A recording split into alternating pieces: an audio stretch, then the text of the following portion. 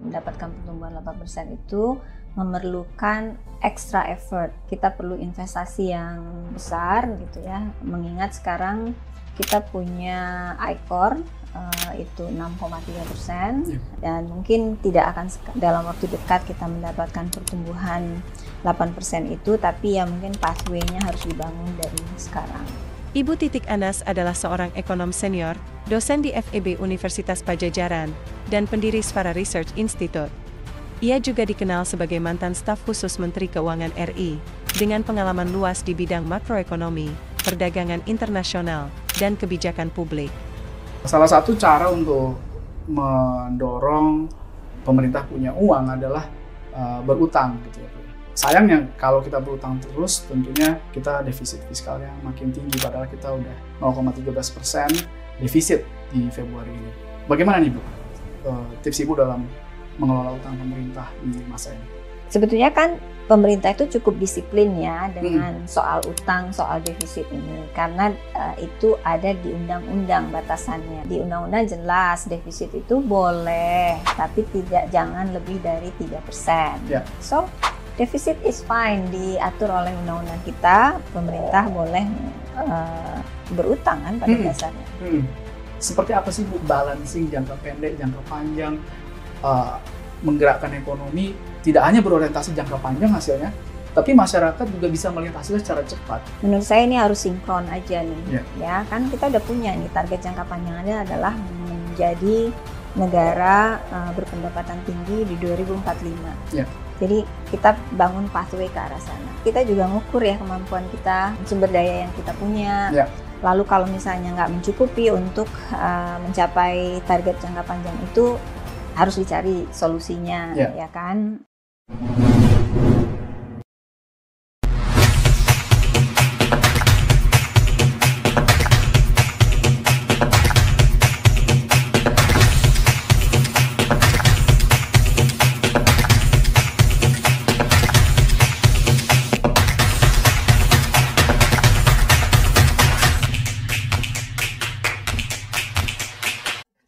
Hi Hivers, selamat siang. Terima kasih telah bergabung lagi dengan kita.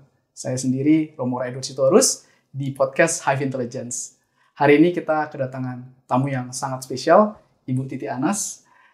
Beliau adalah dosen dan peneliti senior di Universitas Padjadjaran. Beliau juga adalah founder di Sfara Research Institute. Sebelumnya, beliau adalah staf khusus Menteri Keuangan RI 2020-2024. Selama 2 dekade, beliau berpengalaman membahas mengenai investasi, perdagangan internasional, makroekonomi, dan beliau juga melakukan riset di bidang UMKM, di bidang digitalisasi, dan integrasi global. Hari ini kita akan ngobrol dengan Bu Titi, membahas tentang pertumbuhan ekonomi Indonesia 5 tahun ke depan, apa tantangannya, apa pendorongnya, dan apa solusi bila ada tantangan-tantangan di dalam pertumbuhan. Halo Bu Titi, apa kabar? Kabar baik, Morat. Senang ketemu lagi dengan Morat. Senang sekali Bu bisa datang ke sini. Saya udah nunggu lama Bu bisa dapat mengundang Ibu. Iya. Belum ketemu ya waktunya kita ya? Belum ketemu Bu. Kemarin Ibu sempat umroh juga ya Bu ya? Alhamdulillah. Alhamdulillah, lancar ya Bu ya? Alhamdulillah, lancar. Baik Ibu. Kita hari ini akan bicara tentang pertumbuhan ekonomi, Bu. Bapak Presiden Prabowo mengatakan bahwa Indonesia bisa tumbuh 8%. Dan sebenarnya pertumbuhan Indonesia di atas 8% pernah dilakukan di tahun 95 yang didorong oleh manufacturing, kemudian juga ada otomotif, jasa, dan seterusnya. Tapi kalau kita berkaca ke saat ini, Bu, di mana kita melihat bahwa OECD menurunkan target pertumbuhan dari 5,2 ke 4,8. Ada tanda tanya apakah kita bisa meraih pertumbuhan 8% itu. Menurut Ibu seperti apa? Mungkin gini ya, sejauh ini kan kita dalam beberapa tahun baik sebelum pandemi maupun setelah pandemi tumbuhnya ya sekitar 5%. Jadi mungkin 8% itu agak terlalu jauh ya. Kalau lihat berbagai macam hitung-hitungan dari teman-teman yang ahli, kita bisa lihat bahwa untuk mendapatkan pertumbuhan 8% itu memerlukan extra effort, gitu kan. Ya, misalnya kita perlu investasi yang besar, gitu ya. Mengingat sekarang kita punya ICOR itu 6,3%, dan mungkin tidak akan dalam waktu dekat kita mendapatkan pertumbuhan 8% itu, tapi ya mungkin pathway-nya harus dibangun dari sekarang. Oke. Wah, jadi karena ICOR kita masih tinggi ya Bu ya, 6,3, padahal seharusnya yang ideal itu kan 3-4% ya Bu. Sehingga butuh pendanaan yang cukup tinggi nih untuk mendorong pertumbuhan 8%. Kalau kita lihat lagi Bu, utang kita yang jatuh tempo dikabarkan tahun ini 800 triliun. Padahal tadi Ibu bilang kita butuh 9.000 triliun nih untuk mendorong pertumbuhan ekonomi. Jadi kalau dipaksa untuk memutar otak nih Bu, kira-kira untuk tumbuh 5%, 5,2% seperti yang diprediksi atau ditargetkan Kemenq, itu apa nih yang harus dilakukan Bu? Ya investasi ya, kembali lagi ya. Jadi kalau misalnya kita lihat PDB kita berdasarkan komponennya, kan 52% atau 53% itu adalah konsumsi. Betul. Lalu investasi itu sekitar 30, lebih dari 30 ya, 30-an persen ya kalau nggak salah ya. Lalu ada ekspor ya, dan government expenditure ya. Jadi ini yang harus didorong kan semuanya untuk mendapatkan pertumbuhan yang tinggi. Betul. Nah, kita tahu bahwa konsumsi kita agak decline ya dalam 2 kuartal terakhir. Lalu tentu harapan kita ya investasi, ekspor yang harus lebih mendorong kan. Betul. Nah, di samping itu juga kita perlu government expenditure-nya juga ekspansi, ya kan? Nah, kalau itu tidak ada, ya kita mungkin nggak akan dapat pertumbuhan yang misalnya 5,2%, karena kan consumption kita turun. Kalau government-nya nggak ekspansi, lalu investasinya juga nggak tumbuh, ekspornya juga tidak tumbuh, maka tentu kita nggak akan dapat 5,2. Jadi yang perlu didorong adalah satu, government expenditure yang lebih ekspansif, lalu fasilitasi terhadap investasi agar investasinya tetap masuk, ekspornya juga kita perlu dorong, walaupun di dunia terutama dari Amerika penaikan hambatan perdagangan ya, tapi tentu tetap ada opportunity di global market untuk kita bisa ekspor. Menarik sekali Bu, tadi Ibu telah membreakdown faktor-faktor pendorong dari upaya untuk meningkatkan pertumbuhan ekonomi. Tadi Ibu bilang tentang government semakin ekspansif. Kita lihat bahwa saat ini government itu menurunkan budget dari kementerian, contohlah Kementerian Infrastruktur dari 111 triliun hanya jadi 50 triliun. Padahal kita tahu banyak ekonom yang bilang bahwa infrastruktur ini sangat penting untuk mendorong tumbuhnya sumber ekonomi atau kota-kota atau daerah-daerah yang menjadi penggerak ekonomi baru, Bu. Nah, yang didorong sekarang adalah Danantara dengan dana yang luar biasa tinggi, 900 miliar dolar atau sekitar 1.400 triliun. Kira-kira pandangan Ibu seperti apa? Apakah Danantara ini bisa mendorong infrastruktur? Apa yang kira-kira harus dilakukan supaya masyarakat percaya nih bahwa government ekspansif itu cukup baik dilakukan dengan polisi yang sudah ada?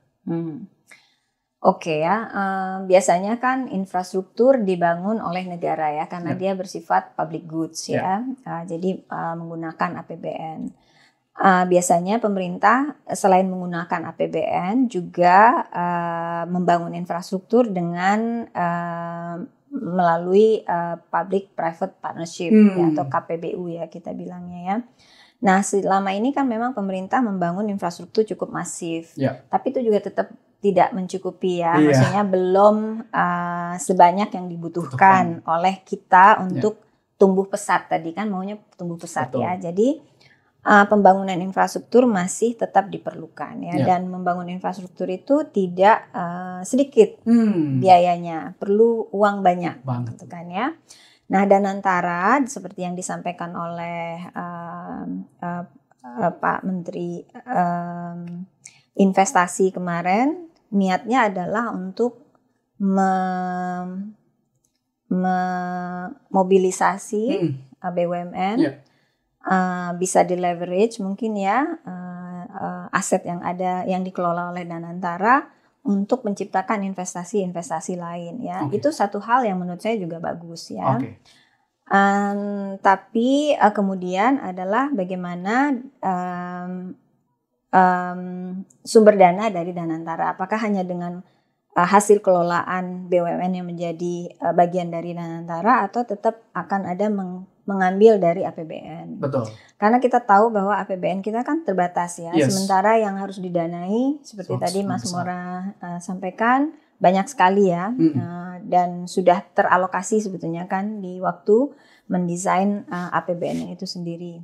Jadi Danantara is one thing. The other thing adalah bagaimana penyediaan public goods juga tetap berjalan. Betul. Ya, sehingga bisa menopang sektor swasta untuk melakukan aktivitas bisnis sehingga kita bisa mendapatkan pertumbuhan ekonomi yang tinggi dan sehat. Betul. Oke, menarik sekali Bu. Jadi harus tetap ada banyak strategi yang dilakukan ya Bu. Danantara it's one thing, tapi other thing yang juga penting harus tetap dicari sumber pendanaannya. Sekarang kita sering sekali Bu mendengar di netizen tuh ya Bu, bahwa banyak program-program itu yang sangat bagus, tapi mungkin hasilnya baru terasa jangka panjang. Gitu. Seperti termasuk infrastruktur. Infrastruktur itu kita bangun sekarang, hasilnya belum tentu kita dapatkan sekarang kan. Betul juga, betul Bu. Nah, tapi sebenarnya Bu, kalau kita mau lihat seperti misalnya program makan bergizi gratis, ini kan tujuannya mengurangi kemiskinan ekstrim, kemudian juga memastikan kurangnya stunting, dan ini jangka panjang, tapi juga ada yang bilang jangka pendek karena mendorong UMKM. Nah, kalau Ibu mendengar dari atau melihat data dan mendengar dari masyarakat, bagaimana sih cara menjaga keseimbangan target jangka pendek dan jangka panjang? Kalau target jangka pendek itu kan terefleksi per bulan gitu ya Bu, atau ada peningkatan lapangan kerja, paling tidak pabrik tidak tutup gitu. Tapi jangka panjang ini lebih ke mungkin angka-angka fiskal atau pertumbuhan ekonomi. Sebenarnya seperti apa sih Bu balancing jangka pendek, jangka panjang, menggerakkan ekonomi tidak hanya berorientasi jangka panjang hasilnya, tapi masyarakat juga bisa melihat hasilnya secara cepat dengan 8 program cepat terbaik itu Bu dari Pak Prabowo. Oke, jadi yang penting itu kan sebetulnya kita pembangunan ekonominya sustainable ya. Jadi nggak digenjot sedemikian rupa di jangka pendek, lalu kelelahan gitu ya. Jadi kita harusnya kan maraton. Nah, jadi menurut saya untuk tadi pertanyaan Mas Mora gimana sih cara menyeimbangkan gitu ya target jangka pendek dengan target jangka panjang. Menurut saya ini harus sinkron aja nih, ya kan kita udah punya nih target jangka panjangnya adalah menjadi negara berpendapatan tinggi di 2045. Jadi kita bangun pathway ke arah sana. Tapi tentu kita juga ngukur ya kemampuan kita. Maksudnya kemampuan kita tentu sumber daya yang kita punya. Lalu kalau misalnya nggak mencukupi untuk mencapai target jangka panjang itu harus dicari solusinya, ya kan, untuk mengisi gap lah intinya ya. Nah ini semua sebetulnya kan pemerintah juga udah punya tuh RPJMN, RPJP gitu kan untuk mencapai ke sana. So I think they've thought it through kan sebetulnya ya untuk mencapai jangka panjang itu. Dan menurut saya pathway yang didesain dalam RPJMN berbagai periode itu ya untuk menuju ke jangka panjang tersebut. Nah the ideal way adalah setiap kali kita buat perencanaan tuh kita review, monitor, review, evaluasi. Lalu kalau misalnya off track, tentu dia dievaluasi off tracknya mengapa gitu ya. Lalu kalau udah ketemu mengapanya tentu kita address ya kan. Jadi selalu perencanaan itu selalu perlu monitoring, evaluation, sehingga yang kita sudah desain untuk short termnya itu match dalam pathway-nya menuju jangka panjang. Oke, menarik sekali Bu. Tadi Bu kita sempat bahas tentang government yang harus ekspansif. Sekarang kita sedikit bicara tentang private sector Bu. Private sector dituntut untuk bisa membantu government juga, tapi yang kita lihat banyak pabrik yang tutup Bu. Dan kurang lebih di bulan Februari itu ada puluhan ribu buruh pabrik yang PHK.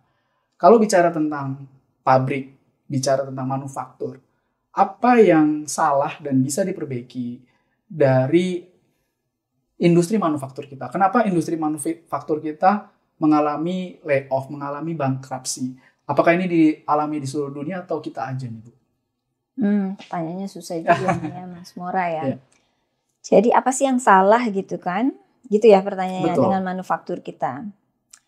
Jadi gini, di manufaktur itu kan proses produksi ya, pabrikasi. Dalam proses produksi pabrikasi itu dia menggunakan input, ya. Inputnya itu kadang-kadang bisa tidak tersedia di dalam negeri. Dia harus import. Nah, kalau misalnya dia harus import, kalau misalnya policy kita terkait import tidak seamless, artinya perlu waktu untuk melakukan importasi. Atau kalau yang lebih parah lagi, bila terjadi uncertainty, itu akan memukul manufaktur kita. Ya. Jadi banyak studi yang menunjukkan bahwa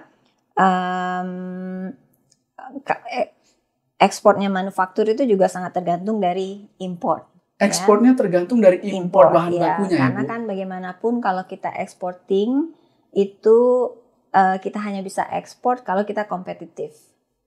Kompetitif itu ditentukan dari seberapa baik kita lah menurunkan biaya kita dan menyesuaikan dengan permintaan atau preferensi pembeli kita di dunia global.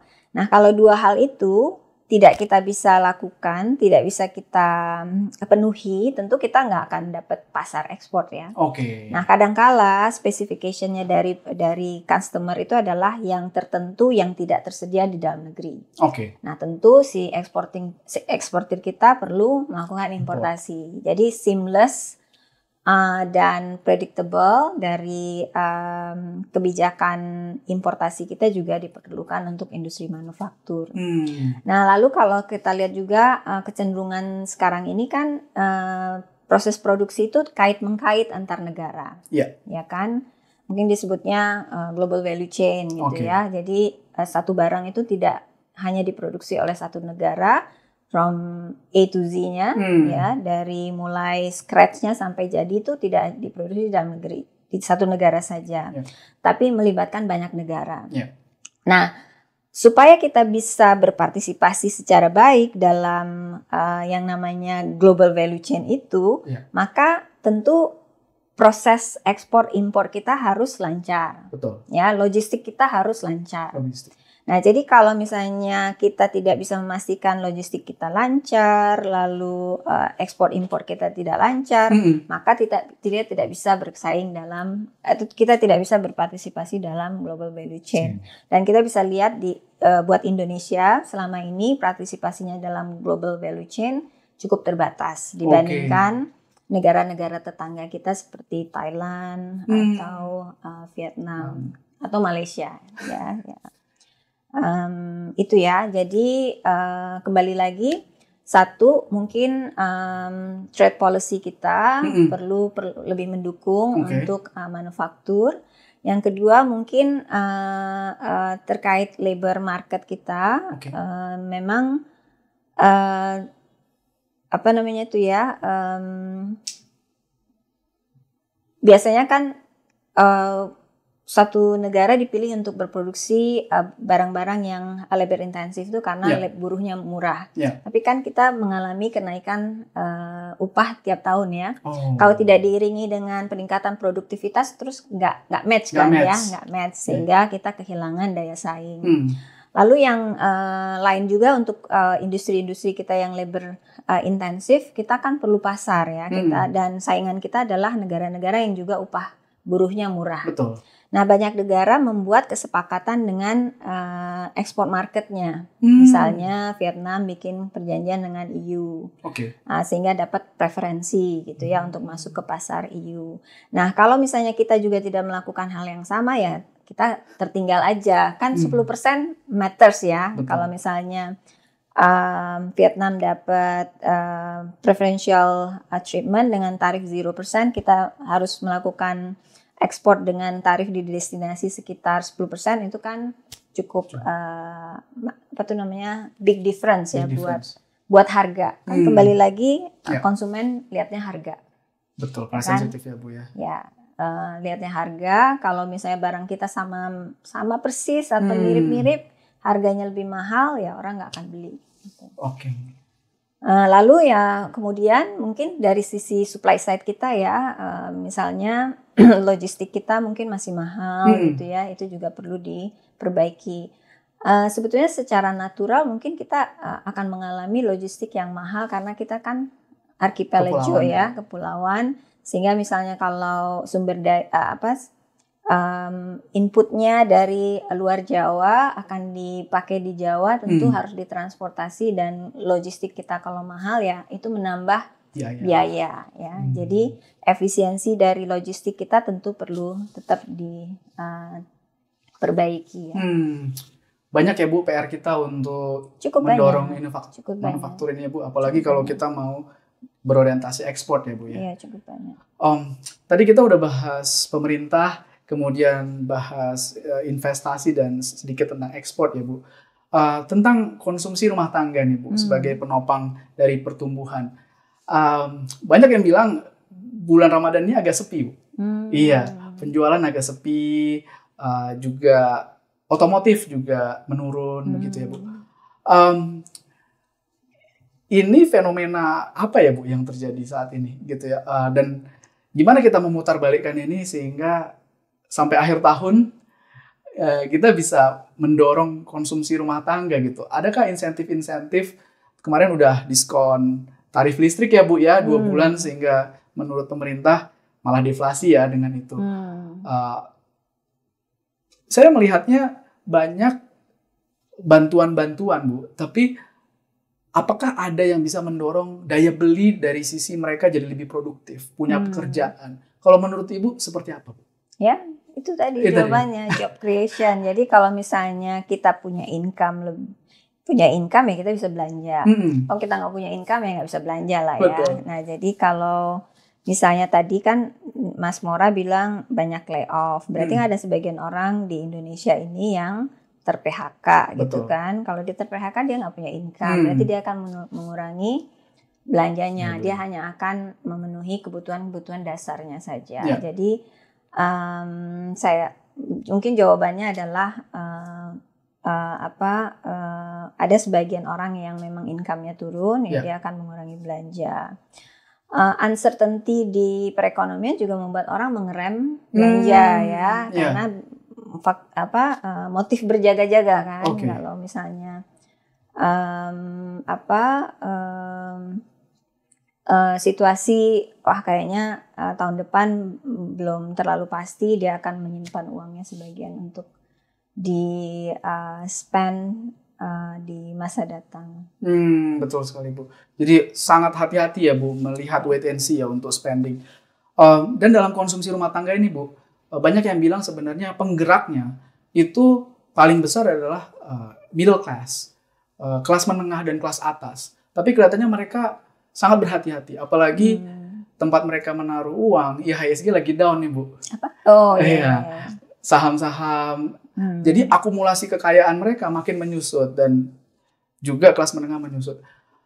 Mungkin ini bukan kesalahan pemerintah saja, tapi apa ya Bu yang bisa diputar balik atau mungkin harus dipercepat untuk bisa memastikan bahwa kita ini keep on track paling nggak untuk setahun ini, Bu, untuk mendorong kelas menengah dan kelas atas untuk spending. Kalau ya saya nggak tahu persis ya.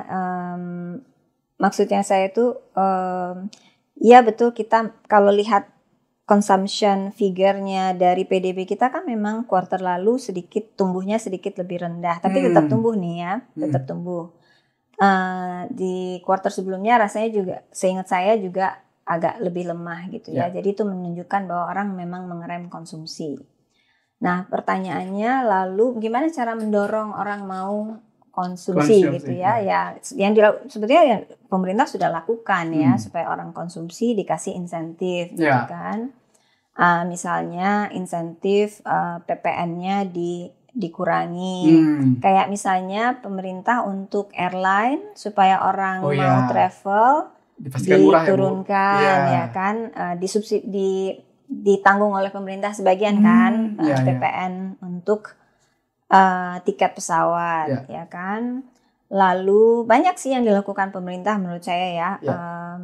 Apalagi tuh jalan tol menjadi digratiskan atau di beberapa tempat gitu kan, supaya orang melakukan perjalanan gitu kan. So insentif seperti itu tetap akan dibutuhkan oleh masyarakat untuk kalau tadinya nggak mau melakukan perjalanan, akhirnya melakukan perjalanan. Betul. Gitu ya. Tapi kan perjalanan kalau selama Ramadan Idul Fitri ini kan memang kayak keharusan ya buat orang Muslim terutama yang untuk mengunjungi keluarga di kampung gitu kan. Jadi insentif seperti ini ya menurut saya menjadi faktor penentu orang akan memutuskan melakukan perjalanan atau tidak. Tapi kalau dalam kondisi normal dikasih insentif seperti itu belum tentu diambil oleh orang karena bukan sesuatu yang harus dilakukan kan. Leisure luxury needs ya, luxury kebutuhan luxurious lah kalau traveling mau jalan-jalan gitu kan. Tapi kalau Ramadan dan Idul Fitri ini orang memang perlu untuk, jadi yang dilakukan pemerintah menurut saya very good ya untuk memfasilitasi perjalanan. Tinggal nanti mungkin teknis di lapangannya dilancarkan, jangan sampai ada yang stuck di tol gitu. Bisa panjang itu ya Bu. Iya, I think cukup banyak sih yang dikerjakan oleh pemerintah ya. Terima kasih Bu. Tadi kita bicara soal spending ya Bu, untuk mendorong pertumbuhan ekonomi. Ibu juga tadi sudah menyinggung tentang bagaimana kita butuh investasi nih. Salah satu cara untuk mendorong pemerintah punya uang adalah berutang gitu ya Bu ya. Dan sayangnya kalau kita berutang terus tentunya kita defisit fiskalnya makin tinggi, padahal kita udah 0,13% defisit di Februari ini. Bagaimana nih Bu tips Ibu dalam mengelola utang pemerintah di masa ini? Sebetulnya kan pemerintah itu cukup disiplin ya dengan soal utang, soal defisit ini, karena itu ada di undang-undang batasannya. Pemerintah nggak akan melanggar undang-undang ya. Di undang-undang jelas defisit itu boleh, tapi jangan lebih dari 3%. So defisit is fine, diatur oleh undang-undang kita. Pemerintah boleh berutang kan pada dasarnya itu. Sebetulnya menurut saya ya, kalau misalnya nih ada utang jatuh tempo, tinggal di reissue, ya kan? Berarti kan stok utang kita akan tetap sama. Kalau di reissue, iya kan? Kan tapi misalnya sekarang tenornya diperpanjang gitu. Reissue itu artinya gitu ya kayak rolling aja. Jadi maksudnya kan jatuh tempo sekarang berapa tadi jatuh tempo 800 ya. 800 di reissue, issue 800 berarti stok utang kita tetap tidak berkurang lah intinya ya, tetap sebanyak yang 800 itu. Tapi tentu kita punya isu utang baru untuk menutup defisit kan. Nah, jadi tambahan utang kita itu adalah isu baru itu. Ya, jadi utang yang surat utang yang dikeluarkan untuk menambal 3% tadi ya. Sebetulnya kan defisit kita bukan 3% ya. Pemerintah itu menerap dalam APBN 2025 itu defisitnya 2,53 ya kalau nggak salah ya. Betul. Nah, jadi itu yang adalah issuance baru untuk utang. Oke. Jadi harus dibedakan nih. Iya, antara yang lama stop dengan issuance baru ya, Bu. Oke. Dan satu lagi ya, kalau kita negara berkembang tuh kan memang kurang modal ya, kurang uang. Jadi caranya supaya kita bisa membangun dengan lebih cepat, tapi nggak ugal-ugalan juga ya dengan meminjam ke orang yang punya uang lebih. Tapi sebetulnya kalau dalam defisit financingnya pemerintah, sejauh ini majority dari debt-nya pemerintah itu berutangnya ke orang Indonesia sendiri. Jadi bukan ke luar negeri nih kita berutangnya. Jadi yang pegang surat utang negara itu ya kalau nggak commercial bank, institusi yang memang perlu menaruh uangnya di surat berharga seperti BPJS Ketenagakerjaan, apalagi banyaklah institusi dana pensiun gitu kan. Juga orang-orang pribadi kayak saya, nggak tahu Mas Mora ya, Mas Mora beli SBN nggak? Nggak lagi Bu. Nah, ya orang-orang seperti kita yang ingin naruh uangnya di tempat yang mereka ya preferensi ya, mau taruh di bank, di SBN atau di mana, intinya ini adalah tempat untuk menaruh sebagian dari kekayaan kita. Dan itu instrumen seperti itu dibutuhkan oleh apakah institusi ataupun orang pribadi kayak saya atau Mas Mora. Jadi jangan terlalu alergi sama surat utang negara. Itu membantu pemerintah ya Bu, dan membantu kita juga buat pemerintah untuk mendanai defisitnya, untuk kita ya untuk menyimpan aset kita kan, menyimpan sebagian aset kita. Sejauh ini saya lihat kalau SBN kan kasih returnnya tinggi ya, 7% ya kan. Mas Mora nggak mau dapat 7% ya. Nah, jadi instrumennya memang dibutuhkan dan diminati oleh pasar gitu. Sangat ya. Selalu oversubscribe ya Bu ya. Karena kita perlu instrumen investasi. Betul. Thank you Ibu. Jadi tadi kita udah bahas tentang pertumbuhan ekonomi, growth-nya, dan juga sektor-sektor apa sih yang mendorong. Sekarang kita mau bahas sedikit tentang ekspor Indonesia. Kita tahu bahwa ekspor Indonesia ini dari waktu ke waktu sering naik, kemudian turun lagi. Kenapa nih Bu? Tidak bisa stabil, naik terus atau tetap ada gitu? Ya, jadi kalau kita lihat komposisi dari ekspor kita itu kan didominasi oleh produk primer ya, atau produk sumber daya alam seperti batu bara, sawit gitu ya, yang harganya fluktuatif. Ya, jadi kalau harga lagi bagus ya ekspor kita naik. Karena jumlah dikali harga ya Bu ya? Iya, itu adalah nilai ekspor kita. Nah, karena ekspor kita didominasi oleh beberapa produk, maka dia akan sangat dipengaruhi oleh harga dari beberapa produk tersebut. Jadi mungkin kedepannya kita perlu lebih mendiversifikasi ekspor kita untuk supaya gejolak di satu harga itu tidak memporak-porandakan keseluruhan ekspor. Ya. Jadi diversifikasi itu penting. Kalau kita belajar dari Vietnam misalnya ya, itu terlihat sekali dia dalam beberapa tahun itu bisa melakukan diversifikasi ya. Jadi kalau kita lihat dulu mungkin dia ekspornya lebih low tech, terus kemudian berangkat menjadi lebih medium tech, dan bahkan sekarang udah bisa ekspor yang high technology. Kalau kita lebih banyak didominasi oleh sumber daya alam ya, dan sedikit yang low technology. Oh, itu belum pernah jadi high tech, itu sedikit sekali ya Bu ya? Terbatas banget. Wah. Nah, ketika kita punya industri ekspor atau ekspor yang tadi masih low tech dan juga manufacturing kita dari tahun ke tahun trennya menurun gitu Bu, kontribusinya terhadap PDB dan lebih banyak sekarang jasa.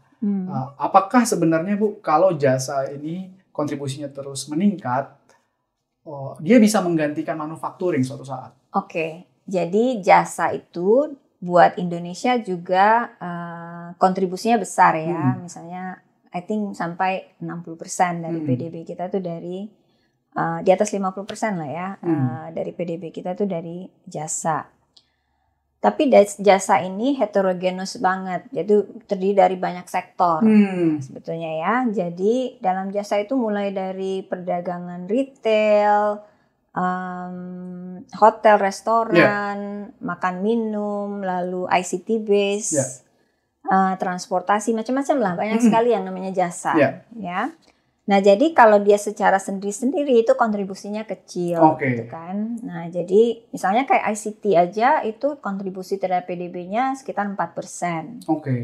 Kalau manufaktur kan tadi 19% ya. Betul. Jadi apakah dia bisa menggantikan? Dari segi size saja nggak bisa menggantikan ya sebenarnya ya. Tapi kita nggak perlu juga mempertentangkan satu sektor dengan sektor lain karena kita butuh semua sektor bertumbuh ya. Jadi kalau misalnya kita punya orang-orang yang skillful dalam bidang digital atau bisnis digital atau cultural base gitu ya, untuk cultural performance, entertainment itu ya kita perlu pemerintah perlu fasilitasi dan dorong untuk itu berkembang sehingga dia menjadi sumber pertumbuhan gitu kan.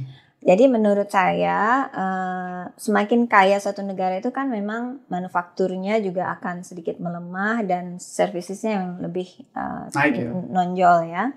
Nah yang sebetulnya PR-nya kita adalah mendorong sektor-sektor jasa yang lebih modern kita sebutnya, yang membutuhkan skill seperti ICT base tadi, lalu pendidikan, kesehatan, ya itu semua jasa.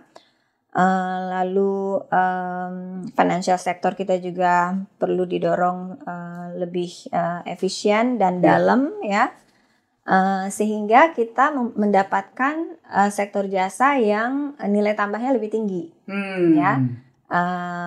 Nah dari itu bisa menjadi sumber pertumbuhan juga buat kita. Jangan lupa loh kita punya juga yang namanya industri-industri kreatif. Sebenarnya bukan industri dia, tapi maksudnya sektor-sektor kreatif ya, yang dasarnya adalah orang, ya, orang yang mendeliver apakah itu jasa atau creation of a product gitu ya. Nah ini juga perlu didorong untuk bisa tumbuh lebih baik. Jadi memang jasa itu sangat banyak jenisnya ya Bu ya. Jadi kalau dibilang mau menggantikan ya harusnya didorong sama-sama. Memang kalau untuk industri manufaktur kan Bu, kalau kita mau scale itu kan jauh lebih mudah dengan membangun kawasan industri, memastikan semua terintegrasi. Tapi kalau untuk sektor jasa, pemerintah untuk mendorongnya tuh butuh banyak hal yang berjalan dengan baik begitu Bu.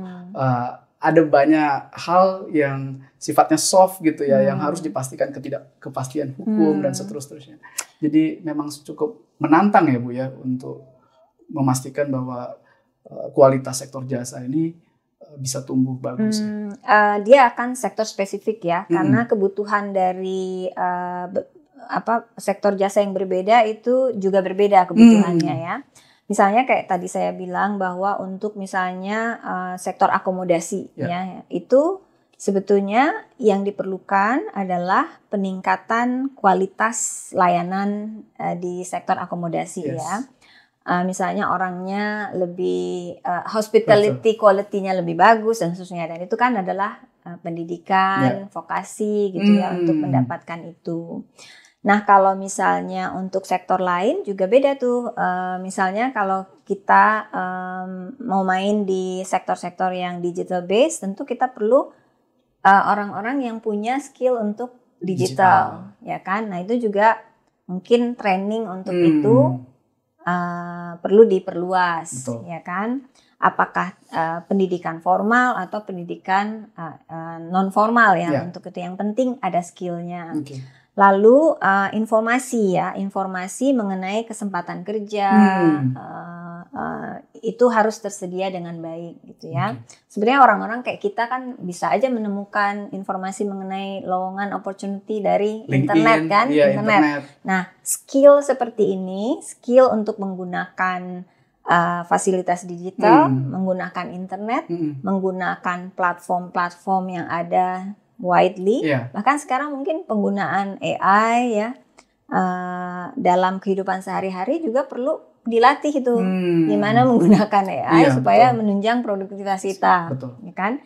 Jadi menurut saya ya pendidikan itu adalah elemen penting untuk mendorong pertumbuhan sektor jasa.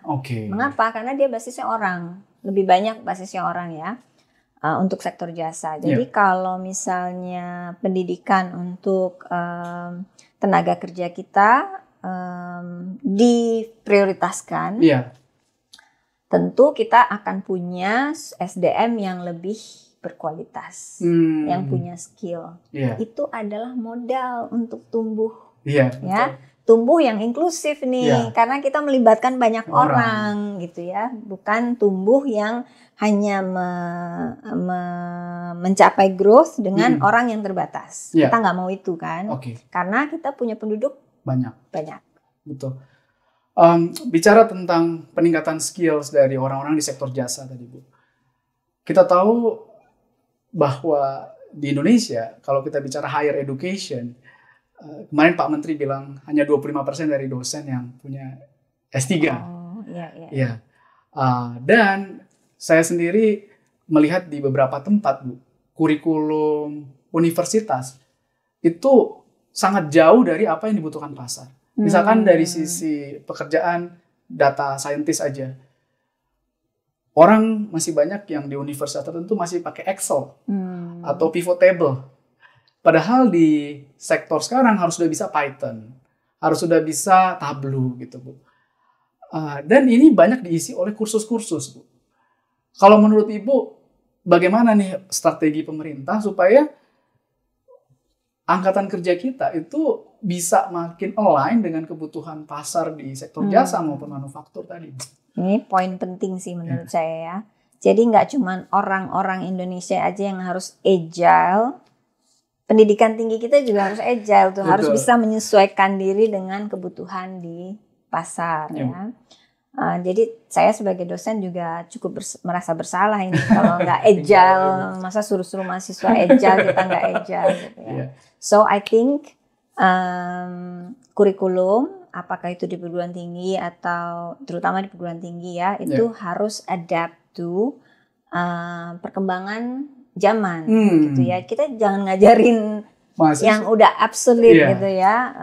Orang sekarang misalnya pembukuan bisa dikerjakan oleh otomasi, masa kita masih ngajarin pembukuan yang manual. Mungkin masih dibutuhkan di daerah-daerah terpencil, bisa aja ya. Tapi kan penetrasi teknologi baru, misalnya digitalisasi pembukuan gitu ya, itu kan cepet banget ya kan. Berarti kan yang perlu adalah bagaimana memperluas penetrasi jangkauan digitalisasi kan, dan bagaimana membuat orang-orang kita fasih, mahir menggunakan teknologi yang terbaru ini. Jadi training-trainingnya di situ, training dasar itu menurut saya ya, gimana menggunakan internet, bagaimana menggunakan komputer ya kan. Tapi ini mungkin bukan skalanya orang universitas, tapi adalah pekerja-pekerja kita atau masyarakat kita, penduduk kita yang tadinya adalah mungkin lulusan SMP. Jadi mungkin kursus-kursus memang jadi apa itu namanya solusi ya, nggak perlu ke universitas lah kalau cuma mau belajar Excel ya, ya kan. Dulu saya waktu kuliah kayaknya ngambil kursus komputer tuh, karena saya dari desa ya, dari kampung. Di kampung kita nggak belajar komputer, jadilah saya kursus dulu di Jakarta waktu masih kuliah dulu. Tapi kan sekarang udah beda. Dulu kan pakainya apa sih dulu kita pakainya? MS DOS. Ibu MS2. Sekarang kan udah, ya. Sekarang kan udah nggak begitu. Jadi harus adapt tuh perubahan teknologi dan mengajarkan skill-skill yang memang dibutuhkan pada masanya. Terima kasih Bu. Mungkin 2 pertanyaan lagi Bu. Ini pertanyaan selanjutnya adalah tentang sektor agriculture. Kita bicara manufacturing, kemudian juga jasa. Agriculture ini seringkali ditinggalkan dan banyak yang bilang memang produktivitasnya itu nggak berubah dari waktu ke waktu, gitu-gitu aja gitu Bu.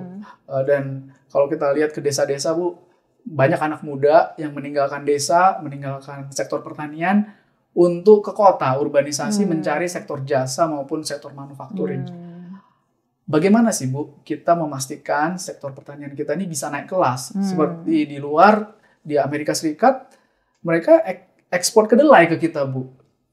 Iya. Iya betul observasinya Mas Mora bahwa agriculture kita itu tidak produktivitasnya rendah ya. Mungkin banyak studi sih yang bilang mengapa produktivitas kita rendah, karena memang skill kita terbatas untuk melakukan good agriculture practice. Lahan kita terbatas, lahan petani kita ya maksudnya terbatas, sehingga ya kalau biasalah skala ekonomis gitu ya, semakin kecil size lahannya tentu hasilnya juga sedikit. Nah jadi ini vicious circle ya, tapi banyak sih inisiatif yang dilakukan oleh pemerintah, misalnya dibikin mereka berkelompok sehingga mereka bisa mengambil input secara bersama-sama, mungkin harganya lebih murah. Gitu ya. Grosir ya Bu. Jadi itu mengelompokkan sebetulnya ya, mengelompokkan. Lalu mungkin ini kebetulan saya terlibat di Yayasan Kaleka namanya, di mana teman-teman itu ke daerah untuk memperkenalkan cara bertani yang baik. Ini anak-anak muda juga Mas Mora. Jadi teman-teman saya yang misalnya lulusan dari Fakultas Pertanian itu bantu di daerah Kalimantan sana. Mulai dari pembenihan gitu kan, mencari komoditas yang kira-kira menghasilkan uang yang lebih baik gitu ya, lalu cara menanamnya, cara memanennya gitu supaya bagus kualitasnya ya. Jadi kalau misalnya petani-petani kita ini bisa kita ajari cara bertani yang baik. Dan apalagi sekarang ya, orang kan nyari-nyarinya produk-produk yang sustainable, ya kan? Kalau kita bisa ajarin cara itu, mungkin dia dapat income lebih besar daripada kalau cuma tanam cara biasa. Atau, nah jadi kita perlu main di high value added agriculture, high value added agriculture. Orang sekarang kan lifestyle-nya adalah lifestyle sehat. Jadi nyarinya yang sehat-sehat gitu kan, apakah itu buah, sayuran gitu kan. Nah jadi kita mestinya kita bisa main di daerah situ, organik gitu kan.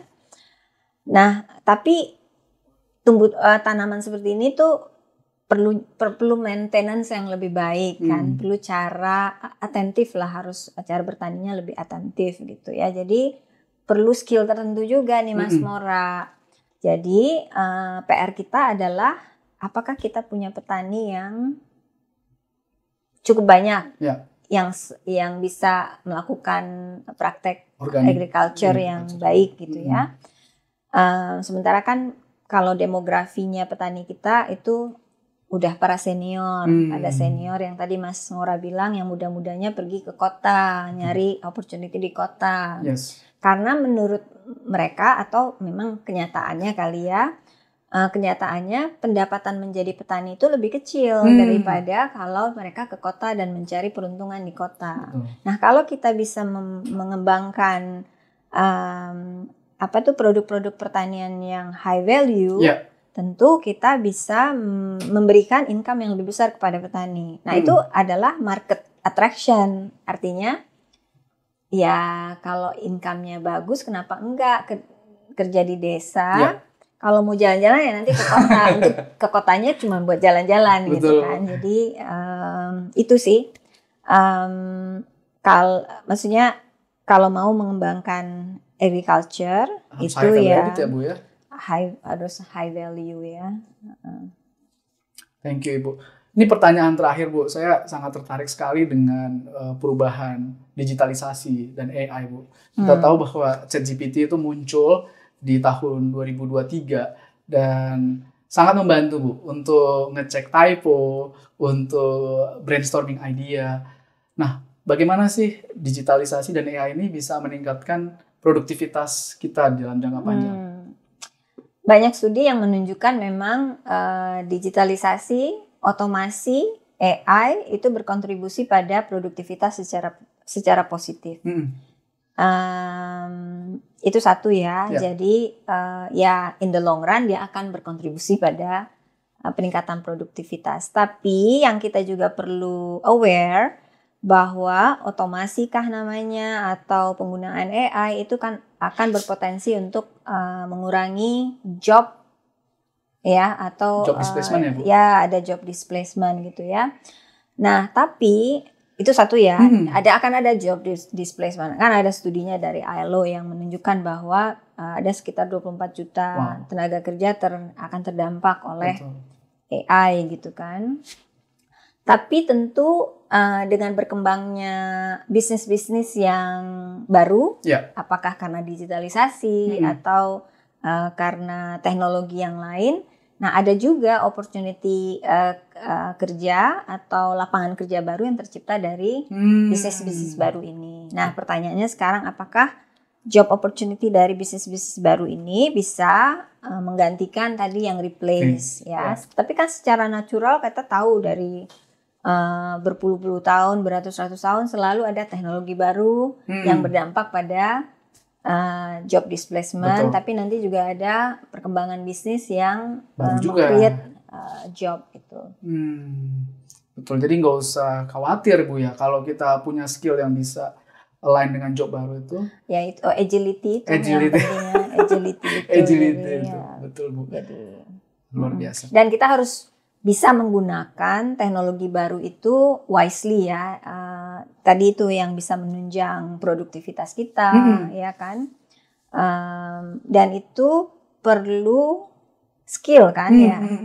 Jadi perlu waktu untuk gimana mempelajari ini teknologi ini, gimana caranya supaya dia lebih membuat kita produktif.